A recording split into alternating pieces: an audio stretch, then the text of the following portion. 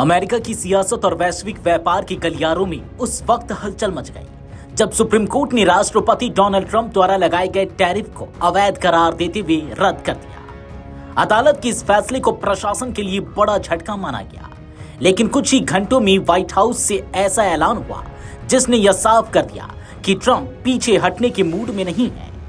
राष्ट्रपति ने trade act 1974 की धारा 122 का इस्तेमाल करते हुए सभी देशों से अमेरिका में आयात होने वाली सामान पर 10% का अस्थायी टैरिफ लगाने की घोषणा कर दी। यह टैरिफ 150 दिनों तक लागू रहेगा और 24 फरवरी से प्रभावी होगा। ऐसे में सवाल उठता है कि आखिर इस धारा 122 में क्या है और क्या है ये धारा 122। तो चलिए आपको इसका जवाब देते हैं। दरअसल धारा 122 अमेरिकी राष्ट्रपति को यह अधिकार देती है कि यदि देश अंतर्राष्ट्रीय भुगतान संतुलन यानी कि बैलेंस ऑफ पेमेंट्स की गंभीर समस्या का सामना कर रहा हो तो वह अस्थायी रूप से आयात पर अतिरिक्त शुल्क या विशेष प्रतिबंध लगा सकते हैं। इस प्रावधान के तहत राष्ट्रपति को औपचारिक जांच की लंबी प्रक्रिया से नहीं गुजरना पड़ता, जिससे वे तत्काल कदम उठा सकते हैं। हालांकि यह अधिकार सीमित अवधि के लिए है। 150 दिनों के बाद यह टैरिफ स्वतः समाप्त हो जाएगा, जब तक कि कांग्रेस इसे बढ़ाने के लिए मतदान न करे।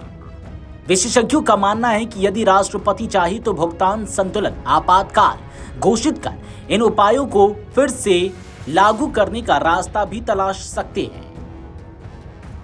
ऐसे में यह भी सवाल उठता है कि आखिर किन वस्तुओं को राहत मिलेगी। व्हाइट हाउस की फैक्ट शीट के मुताबिक यह 10% टैरिफ सभी वस्तुओं पर लागू नहीं होगा। कुछ जरूरी क्षेत्रों को इससे छूट दी गई है।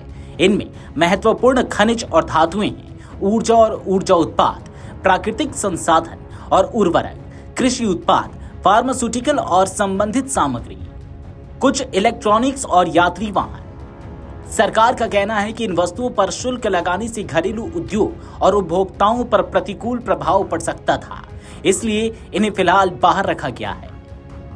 राष्ट्रपति ट्रंप ने अपने फैसले का बचाव करते हुए कहा कि अमेरिका लंबे समय से व्यापार घाटे और भुगतान संतुलन की समस्या से जूझ रहा है। उनका तर्क है कि घरेलू उत्पाद में गिरावट के कारण अमेरिका को बड़ी मात्रा में वस्तुएं विदेशों से आयात करनी पड़ती हैं, जिससे डॉलर देश से बाहर जाता है और आर्थिक संतुलन बिगड़ता है। ट्रंप प्रशासन का दावा है कि अस्थायी टैरिफ के जरिए आयात को नियंत्रित कर घरेलू विनिर्माण को बढ़ावा मिलेगा और रोजगार सृजन होगा। सुप्रीम कोर्ट ने प्रशासन को IEEPA यानी कि international emergency economics power act के तहत राजस्व जुटाने के लिए टैरिफ लगाने के अधिकार के इस्तेमाल पर रोक लगा दी है। इस पर प्रतिक्रिया देते हुए वित्त मंत्री स्कॉट बेसेंट ने कहा कि अदालत का फैसला प्रशासन की व्यापक व्यापार नीति को प्रभावित नहीं करेगा। डलास के इकोनॉमिक क्लब में बोलते हुए उन्होंने कहा कि अदालत ने सिर्फ एक कानूनी प्रावधान की सीमा तय की है, लेकिन राष्ट्रपति के पास अन्य वैध विकल्प मौजूद हैं। उन्होंने ट्रेड एक्ट की धारा 301 और धारा 232 का हवाला दिया, जिनके तहत टैरिफ लगाए जा सकते हैं। बेसेंट ने यह भी कहा कि धारा 122 के अधिकार और संभावित रूप से विस्तारित धारा 232 व 301 के टैरिफ को मिलाकर 2026 में राजस्व पर लगभग कोई नकारात्मक असर नहीं पड़ेगा। वित्त मंत्री ने उन आलोचकों को भी करारा जवाब दिया जो सुप्रीम कोर्ट के फैसले को प्रशासन की हार बता रहे थे। उन्होंने कहा कि अदालत ने राष्ट्रपति ट्रंप की पूरी टैरिफ नीति को खारिज नहीं किया है। यह प्रशासन वैकल्पिक कानूनी रास्तों के जरिए अपनी आर्थिक रणनीति को आगे बढ़ाएगा। अपने संबोधन में बेसेंट ने चीन संकट का भी जिक्र किया।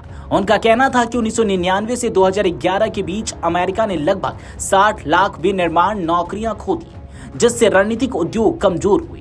उन्होंने तर्क दिया कि विदेशी आपूर्ति श्रृंखलाओं पर आधारित निर्भरता राष्ट्रीय सुरक्षा के लिए खतरा बन सकती है। प्रशासन का मानना है कि नई नीतियों के कारण कंपनियां अपनी सोर्सिंग रणनीतियों का पुनर्मूल्यांकन कर रही है और अमेरिकी विनिर्माण में भारी निवेश की संभावनाएं बन रही है। विशेषज्ञों का कहना है कि 10% का यह अस्थायी टैरिफ वैश्विक व्यापार पर व्यापक प्रभाव डाल सकता है। कई देशों की निर्यात रणनीति पर इसका असर पड़ेगा और जवाबी कदमों की संभावना भी बनी रहेगी। फिलहाल साफ है कि सुप्रीम कोर्ट के फैसले के बावजूद व्हाइट हाउस टैरिफ नीति से पीछे हटने को तैयार नहीं है। आने वाले 150 दिन न केवल अमेरिकी व्यापार नीति बल्कि वैश्विक आर्थिक संतुलन के लिए भी निर्णायक साबित हो सकते हैं। Video desk अमरउजाला.com।